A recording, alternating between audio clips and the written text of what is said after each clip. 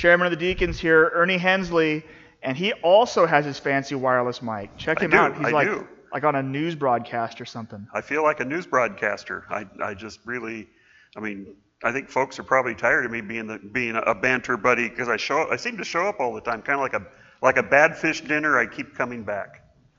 Okay, nice. I've heard of a bad penny. You're going to choke on your donut now, I will, aren't you? yeah. I'm still working on this. Is the first one because I'm kind of getting tired of the donuts, but they're still good props. So took up one bite in the beginning, and now I'm on maybe bite 3 or 4 or something like that. Yeah. Anyway, like I said, if you would like to be a banter buddy here for the service, go ahead and let me know. You can call up the church office and leave a message.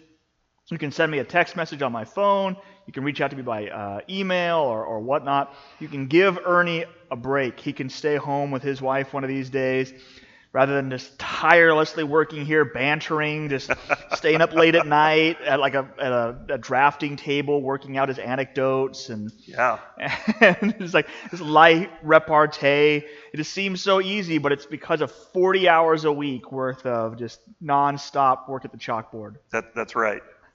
Do they still use chalkboards? I don't know. I don't think they have them in Gian's classroom. I know we still have chalkboards here at the church, but I think dry erase markers have become the thing. It's probably a thing. I don't know. It's better for you don't get lung cancer or something quite as fast. Yeah.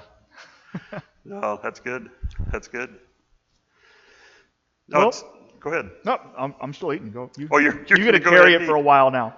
No, I just was reflecting this morning on Eugene's message, and I thought it was excellent, an excellent reminder of the awesomeness of God, and how we sometimes in our minds put God in a box, and we think we know how he's gonna react. But the thing that really struck me is that we have Jesus Christ in our lives as that intermediary, as that high priest.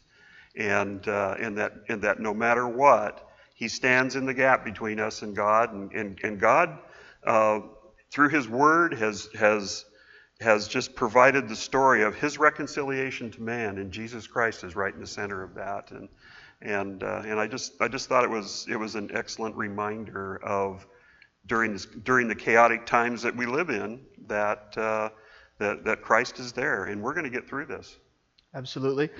As you see, part of the essential nature of the Banter Buddy is to constantly flatter me after the service to prop up my desperately insecure ego. But I appreciate it, Ernie. But yeah, I think the idea of Jesus as a high priest is one of those really fascinating topics that, at least speaking for myself, I don't spend a lot of time dwelling on that. We don't have high priest as a big part of our everyday experience. Mm-hmm. It just kind of gets relegated off to the side. Oh, this is like that thing that we have pop up once in Hebrews, and then you kind of have some hints of it there in Paul. But I think it does have a place. I think it's an important symbol, an important kind of way of approaching who and what Jesus is for us. And I'll admit I don't know a lot about what that entails. Is Jesus actually in some kind of heavenly three-dimensional space doing ceremonial something or other? I can't say, but in some way or another, in some way perhaps beyond my comprehension, his very existence is mediating, the gifts of God to us and our well-being in the face of the Lord's impossibly high standards that we are given a pass on. Some time ago, and I'm trying to remember where it actually happened, I really enjoyed the commentaries of Martin Lloyd-Jones. Okay. And Martin Lloyd-Jones was a pastor during the World War II era time in London, and just has some great writings. He spent 7 years going through and preaching through the book of Romans, and they were all recorded. And there's this big set of commentaries that came out of that, and they're kind of hard to come by, But he also wrote a book called Great Doctrines of the Bible, and in the preface of that book, he talks about how Deuteronomy 29:29 is his favorite verse, and it's become one of mine because it says the secret things belong to the Lord our God, but the things that are revealed belong to us and to our children forever, that we may do all of the words of this law. And so what he says in regards to your commentary about what is Jesus doing, does he live in three-dimensional space? These are things that Scripture doesn't really reveal to us, but he has revealed enough to us Sure. to, for us to do, his will. There are secret things that are out there. And I think as Christians, sometimes we think we have to have all of the answers. And he starts off as scholarly as he is and says, I don't have all the answers. He says, there are secret things but he's given us enough. So let's work on what we do know. Sure, absolutely. Yeah. Good advice. Good advice. It's from Martin Lloyd Jones. Yeah. Well, hey. If it's from Martin Lloyd Jones, who am I to question? That's right. Anyway, we got 5 comments there in the bottom. Penny says it's great to always great to have you around. Oh, that's nice. And Sandy's being kind, and Jeanne says that they do have blackboards at Butler Acres, but the teachers cover them with paper. Ah. So you know that. And Denise says that they have chalkboards, but most of us use as permanent bulletin boards. Whiteboards are even old tech. So what you have now are document cameras that are the way to go. Well, actually, in one of the businesses I was in a long time ago, we installed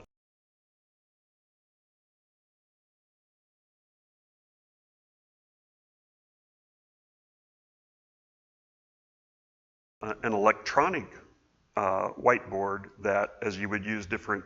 Well, hold on. For whatever reason, our video just froze, and we're being told that it's frozen. It says, "Be right back." Can you folks hear us out there? Can you hear the audio going through? Oh, we're back. All right. Oh, I don't know what that was about. So. I was going to say we installed an electronic whiteboard, which we would go ahead and we would draw all of our things on there, and then we would just hit a button and it would capture a printout. So it was pretty cool. But I think now most people use whiteboards, and after you get the whiteboard filled up, you take a picture with your phone, and then you wipe it all off and you keep going. So that's how we did it in business. Okay, but nice.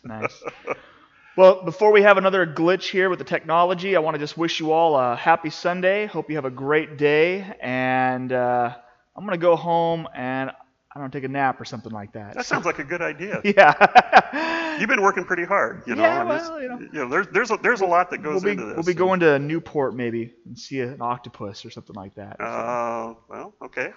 All right. It's a beautiful day. Yeah. It's a beautiful day. Boy, we're sure looking forward to June the 7th when we can. Yeah. We absolutely. can last Sunday, I got to tell you that you see people start to drive in, and you kind of wonder, and then pretty soon the whole lot starts filling up, and you see this parade of cars, and it was kind of an emotional moment, I think, for me and for others to just have our congregation back together. We're gonna keep working on figuring out how we're gonna just take the next step, as you said in the pre-service. How we're gonna get to that place. Looking forward to that day.